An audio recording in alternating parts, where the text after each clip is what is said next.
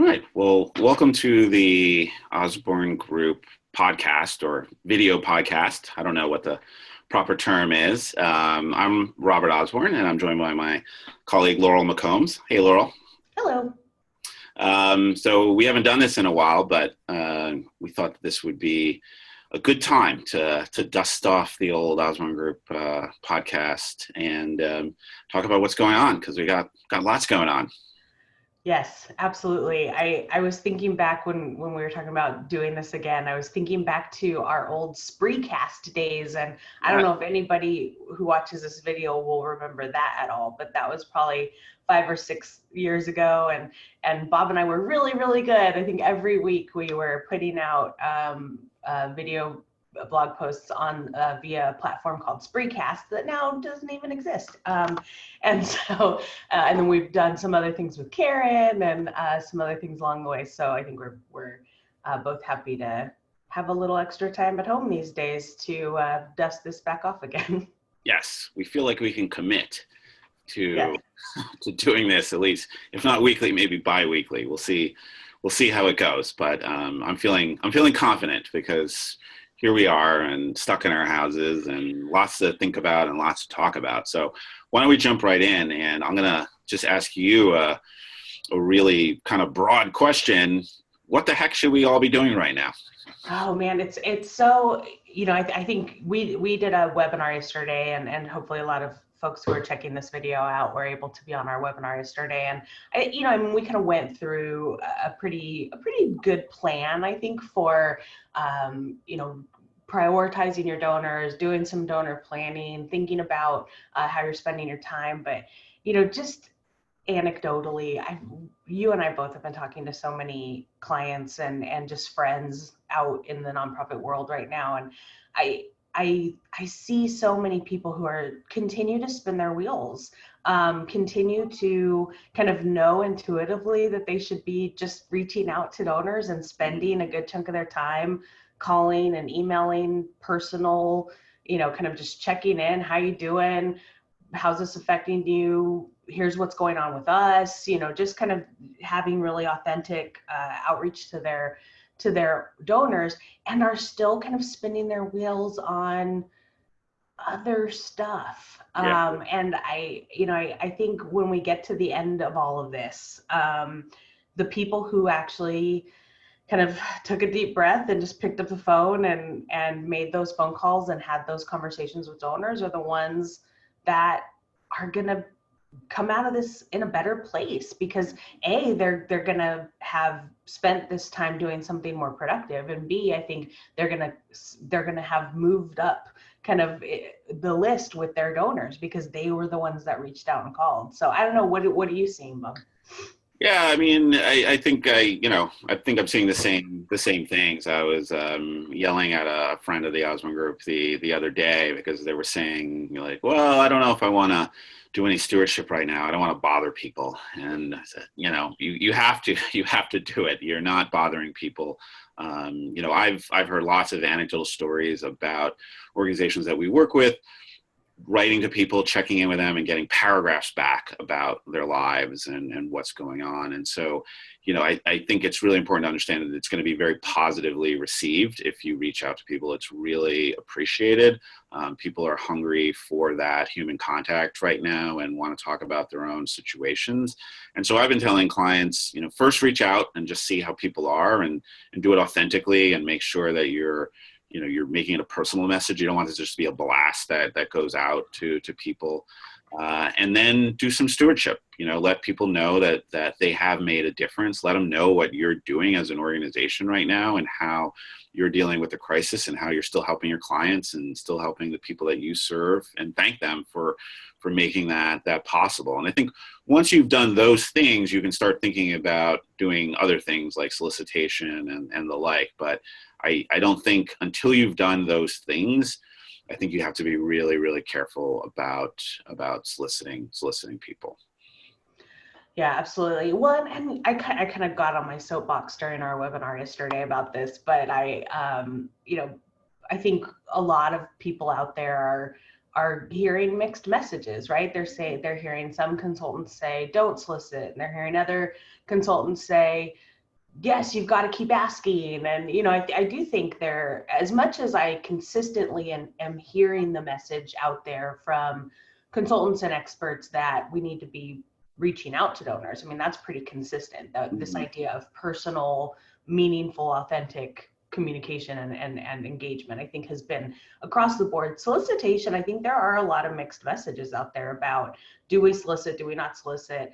And, as I said yesterday, it's, the magic answer of it depends, right? And I think this, again, it goes back and illustrates to me a problem that we have in our business that we've always had, that this situation is just kind of highlighting more than it ever has before, which is that we just don't know our donors very well. And, if we knew our donors, if we had done a better job before all of this, getting to know our donors, as we at the Osborne Group have always told people to do, maybe we'd know whether or not we should be soliciting them right now, right? Yeah. I mean, I think that we've got to own the fact that we're responsible for the fact that we don't know the answers to a lot of these questions right now. And it's because we don't know our donors.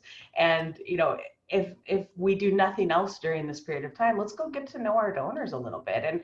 And I think one thing too, we talk a lot about at the Osborne Group, and something that I think has become really core to my feelings and philosophy about philanthropy, is that this has got to be as much about helping our donors solve their own problems as it is about solving ours, right? And we talk a lot about, I talk a lot when I do training about the fact that we're catalysts to help our donors achieve the goals they want to achieve in the world. This isn't about, as development professionals, this isn't about us achieving our goals. This is about us helping our donors achieve their goals, right? And I don't think that changes right now. And if anything, we have to become even more creative about how we're finding ways to position our outreach and position our engagement as solutions for them.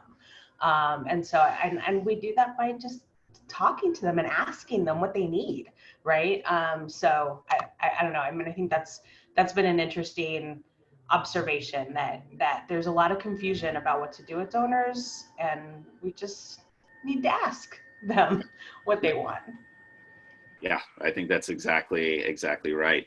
So what do you think, right now we're in April 2020, it's very unclear about what's exactly going to happen.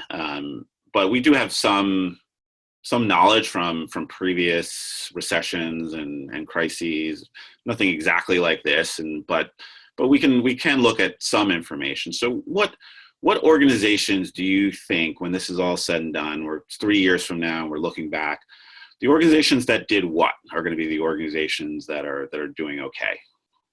Yeah, and I'm actually going to first flip that question right back over to you, because I've got a garbage truck right outside my window. So I'm going to have you answer that first, and then I'll come back with my thoughts. Fair enough. So I would say, for me, there's probably two components to that. So one, I think organizations that do good stewardship are the ones that are really going to be okay. I think we saw that in the recession in 2008. And the organizations that really made their donors aware that their giving made an impact, that really made a difference, were the organizations that did okay. And the organizations that didn't convey that information well may have really suffered. And we were talking about on the webinar yesterday how important it is to be in as many of your donors' top 3 philanthropies as possible. And if you're in a lot of top 3s because you've done good stewardship and you've talked to your donors and you communicated with them and you let them know that their investments are valuable, then while overall giving is almost certainly going to go down, you hopefully will be one of the organizations that get those gifts, and you may even see an increase in gifts. So if a donor gave $10,000 away, typically now is only going to give $7,000 away or $6,000 away, but gives it to 2 or 3 organizations when they were previously giving it to 10 organizations, you've seen you've seen an increase. And if you're consistently even number 4 or 5 on someone's donor list, you could see a massive drop off in your giving. If almost all your donors look that way, you're not going to make the cut, and you're going to really suffer. So doing good stewardship right now for an extended period of time, I think, is going to be really, really important. And then the other thing I would say is, your board right now is the thing that you can hopefully count on, and having a really engaged board and really working with them and maybe even planning around board development going forward, I think is going to be really, really important. The organizations that have strong boards, that are engaged, that are ready to join you as an organization and really get you through this crisis, which may last months or may last years, I think is also going to be a really important consideration, and a really important sort of medium to long term area that I think we would both suggest that people take a look at. Yeah, absolutely. I've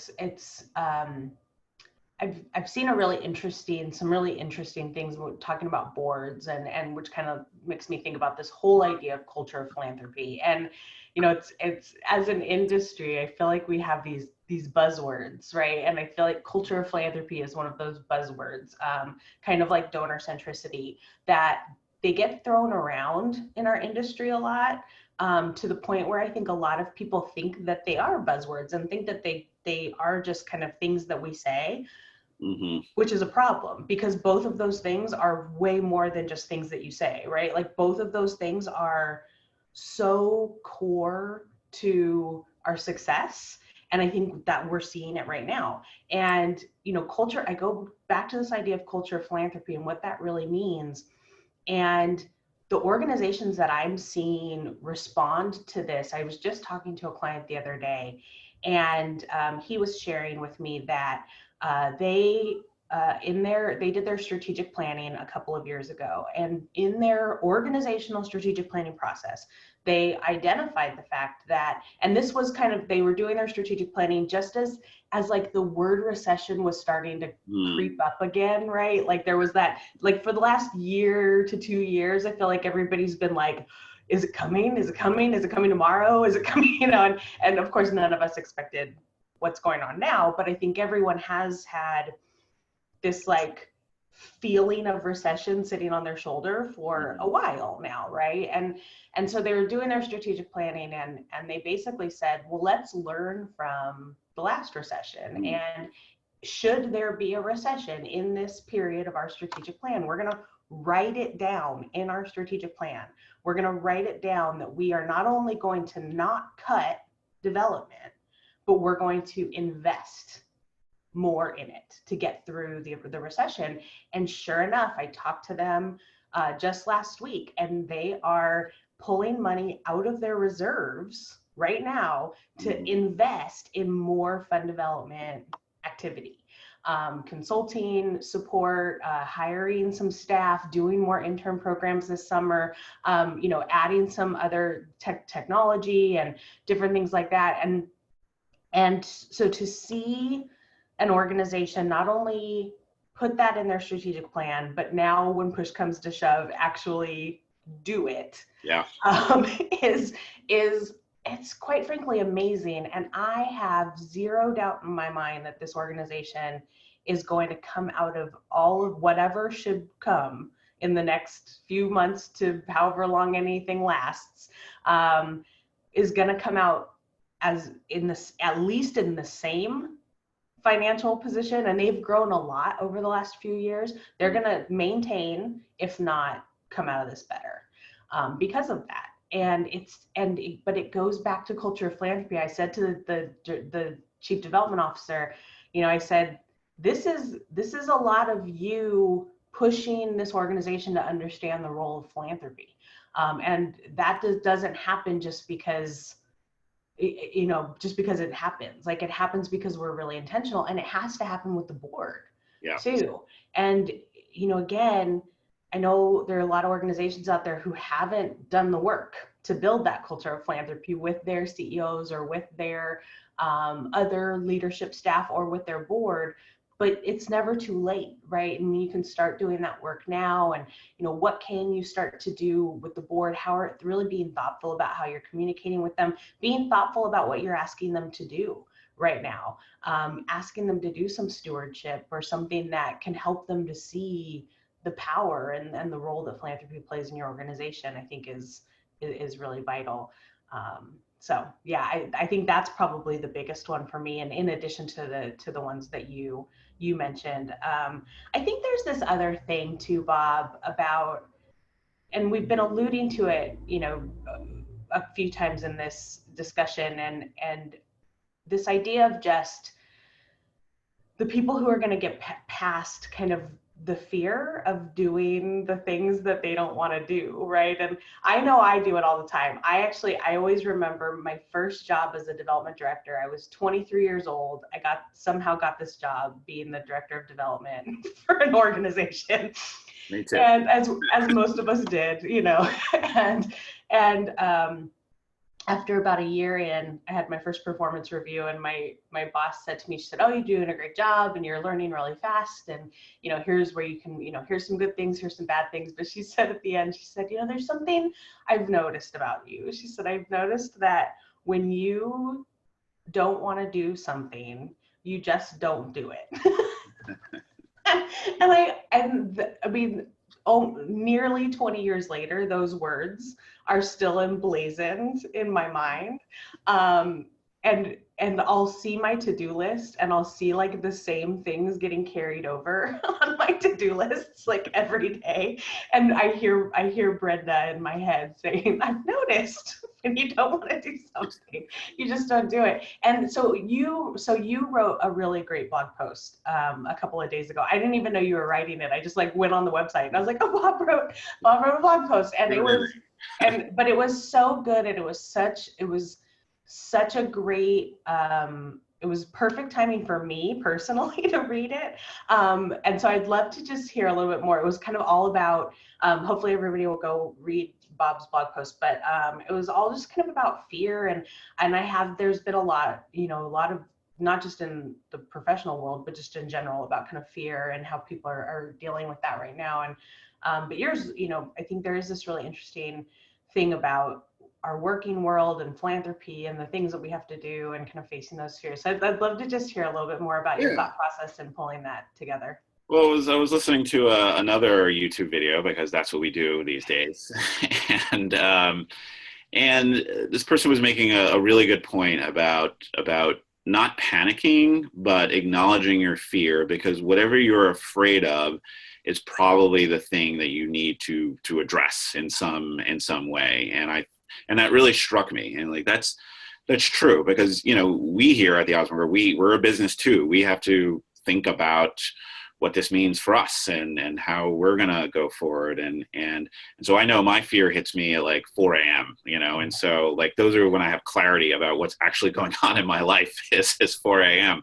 And so, I started to pay attention to what's going on at 4 a.m. and what I was worried about. And I think, you want to lean into those things, and you want to make a plan, and you want to make a judgment about, so is this something that I can do something about? And if it is something that you can do something about, then to learn more about it, talk to colleagues, talk to people you trust, explore it, and then come up with some kind of plan. And if it's not something you can do something about right now, because this is a very uncertain situation, to table it and put a pin on it and be sure to come back to it. But I think the underlying point I was trying to make is that it's really important to actually have a plan right now. Like, this is the time to have a plan, and however you get there, you need to be planning. And I think what I'm hearing a lot of people do is just, you and I talked about this a little bit a few days ago, is just make budget adjustments. A budget adjustment isn't a plan. That's you may need to do budget adjustments. You may, it's probably prudent to be doing some budget adjustments right now for lots of people, but that does not constitute a plan. A plan is, what are you going to proactively do? So that's a reaction, right? What are you going to proactively do to put yourself in the best situation? And while we don't know exactly what's going to happen going forward, we do know that giving will continue in some way. We may see a big drop. We may see a little drop, but we know that it will happen. We know that 12 to 18 months from now, we'll probably at least be on the road back to some sort of normalcy. And while I'm sure there'll be a large legacy to all this, we know that our clients will still need us, right? And so we have to keep going, and we need to think about that and think about how we're going to deal with that. And so I would just, the one thing I've been heartened by, and I think it's been a good thing, the difference from the last recession, because I'm sorry to say that I've gone through a few of these now that I'm old enough to have gone through. This is like number 3, and then added 9/11. I think the last time, like you were pointing out, that people tended to cut their development budgets, which is crazy to me. Those are profit centers, and you're going to need your profit centers, and so to cut your profit centers and leave your cost centers in place is to really skew your ratio, and it's really to put a lot of pressure on your organization. Whereas now, as to your point, making some investment in there can really pay off. But whatever you decide to do, I've noticed that we've been contacted about people making plans, like assistance for help in making a plan. And so it feels like the people who lived through 2008 maybe have learned some lessons and are saying, okay, what do we have to do to strengthen our organization so that we're resilient in this new world that we're all living in. So it's anecdotal, it's early, but I would say that I'm heartened by that, but it's the right instinct, is to come up with some plan for moving forward, and to do it with as much optimism as you can muster at this time. Yeah, absolutely. Well, I'm a glass half full kind of girl. So, I absolutely agree with that. And I think there's been so much wait and see in the last month. And I get that. I get that with things like events and, specific activities and strategies that you do sometimes have to kind of wait and see how things play out. But we can't wait and see with building that plan. I think you create a plan, and you create a plan knowing that you're going to go and make course corrections later, and you're going to adjust it later. But at least I actually wrote just a little article for another consulting firm I'm going to do a co-webinar with next week, and on planning actually. And I said last night, I said, in a world where we suddenly have so little control over anything, let's at least take a little bit of that control back, right? And that's how we do it, is writing down. I always have to say to people, like, a plan is only really a plan if it's written or in your hard drive. It's not a plan if it's just in your head. Yeah. So you've got to get that actually written down, and at least then you've got a roadmap, so you at least know you are headed in the right direction, even if you end up having to take some side streets or change your route a little bit. At least you're going in the right direction. Whereas if you don't have any kind of plan, like, who knows where you'll end up, right? And that's just not where we want to be. Well, right now, I would say without a plan, you're going to be in trouble. It is going to be a tight market right now. Again, we don't know the details of that, but I think we can say that pretty safely. And the organizations that at least have some guiding principles in terms of how they're going to move forward are going to be at a serious advantage to the organizations that don't. And there really may be like a bifurcation of organizations that did the right things and are fine or doing as well as can be expected given the circumstances, and organizations that are in real serious trouble. And I think, my suspicion is that's exactly what will happen. And it will be a very tough time for certain organizations. But we learned in 2008 that you can get through these times, but it does require doing some planning, doing some stewardship, and reaching out to your donors. So let's wrap up with just one last question. Speaking of reaching out to your donors, any great ideas that you've heard or interesting things that you've heard in terms of reaching out to your donors? Yeah, I think the easiest thing, easy, low stress, no creativity or fancy equipment required. Okay. Is I know a lot of organizations are continuing to really focus on mass communications, which I get it. I get that that's a part of all of this. It's not the part that's going to make or break your success in all of this. If that's the only thing you're doing, take a little stop and think about what Bob and I have been talking about for what we've been talking about for the last, 15 minutes or so. We keep talking about for. And, but I get that that's an important part of this. At a minimum, what I've been talking to a lot of clients about is because, and again, the fear thing, a lot of organizations that haven't been calling donors or reaching out and have had this kind of roadblock to doing that personal contact with donors, take your list of donors and find start at the top. And if nothing else, take those mass communication emails that you're sending out, and that afternoon after they go out, or the next day after they go out, forward it from you with a personal note that says, hey, Bob, I know things are super crazy. We sent this out yesterday. I'm sure you're getting a lot of emails like this, but I just wanted to make sure that you saw in paragraph 2 where we talked about XYZ program. I know that's really important to you, and I wanted to make sure you saw what the latest was, that we're doing with that. I hope you and your family are doing okay. I'd love to touch base in the next couple of weeks if you get some time for a quick call. I'll follow up with you next week, right? And so I think A, the personal note is an important part of that. I think B, the then trying to get them to say yes to like a phone conversation. So I know a lot of people are still kind of iffy about just picking up the phone and kind of randomly calling people, and I get that. But that's kind of a nice like in-between way to maybe try to get that visit, kind of building off of a strategy you're already doing. So that's one thing I think. But then I think there's a lot of, again, I go back to solutions for donors. Like what kinds of, if we're thinking higher touch and we're thinking more engaging in our mission, be creative. What are some of the things that, think about your donors individually. What are some things that either like they do well? What are some things that they have talked to you in the past about wanting to do? Is there a way to do those things virtually? Do you have donors who maybe want to socialize with their friends, and you could set up a happy hour, but have that happy hour be for your organization, and maybe you come and talk a little bit about what you guys are doing? I think don't be afraid to be creative with this, but also be donor centric, put your donors first, and think about what they want and what they would be meaningful for them to contribute right now. So those are my kind of 2 high touch, low touch offerings.